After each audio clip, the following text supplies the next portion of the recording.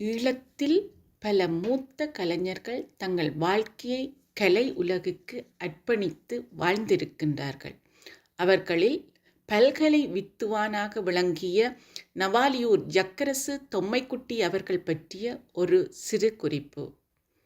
யாழ் நவாலியில் ஜக்கரசு அந்தோணியல் என்பவர்களுக்கு மகனாக 24/4/2027 பிறந்தார்.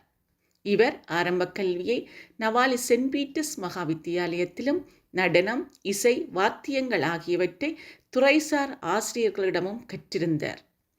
ஈழத்தின் புகழ்பூத்த நடன ஆசிரியர் கீதாஞ்சி நல்லையா அவர்களிடமும் ஆசிரியர் கைலாயப்பிள்ளை அவர்களிடமும் நடனத்தை கற்று பின் இந்தியா சென்று கதகளி கோபிநாத் அவர்களிடமும் ஜெயராம் அவர்களிடம் நடனம் பயின்றார். ஈழத்தின் வேலானந்தன் ஆசிரியர் அவர்களிடமும் கதகளி பயின்றவர் என கூறப்படுகிறது. வயலின் இசையை சித்தி விநாயகர் ஆசிரியரிடம் கற்றார். வீணை, புல்லாங்குழல் ஆகியவற்றை தானாகவே கற்று திறமை பெற்றார். யாழ்ப்பாணம் பலாலி ஆசிரியர் கலாசாலையில் ஆசிரியர் பயிற்சி பெற்று அரியாலை பார்வதி வித்தியாசாலை, புத்தளம், வசாவளான் மத்திய மகா வித்தியாலயம், ஜூனியன் கல்லூரி ஆகியவற்றில் ஆசிரியராக கடமையாற்றியுள்ளார். 86 வருட கால வாழ்க்கையில் நவாலி, யாழ்ப்பாணம், கொழும்பு, சுவிட்சர்லாந்து ஆகிய இடங்களில் வாழ்ந்திருக்கின்றார். ரெஜினா ஜெயராணி என்பவரை திருமணம் செய்து 5 பிள்ளை செல்வங்களை பெற்று அழகான குடும்பமாக வாழ்ந்தார். இலங்கை வானொலியில் பாடிய பெருமை இவருக்குண்டு.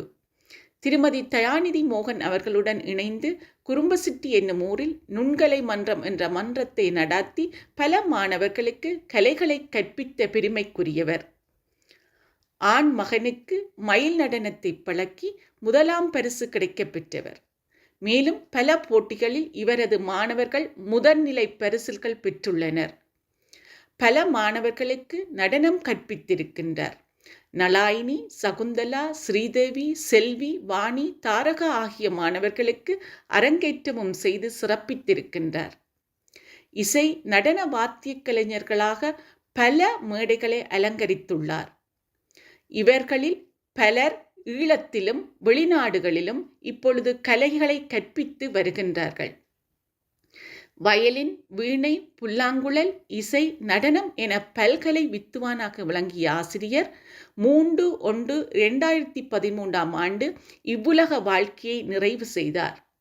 இவரது உடல் இவ்வுலகத்தை விட்டு சென்றாலும் இவரது மாணவர்களின் தொடர் கலை சேவையால் வாழ்ந்து கொண்டே இருக்கின்றார். வாழ்க புகழ்!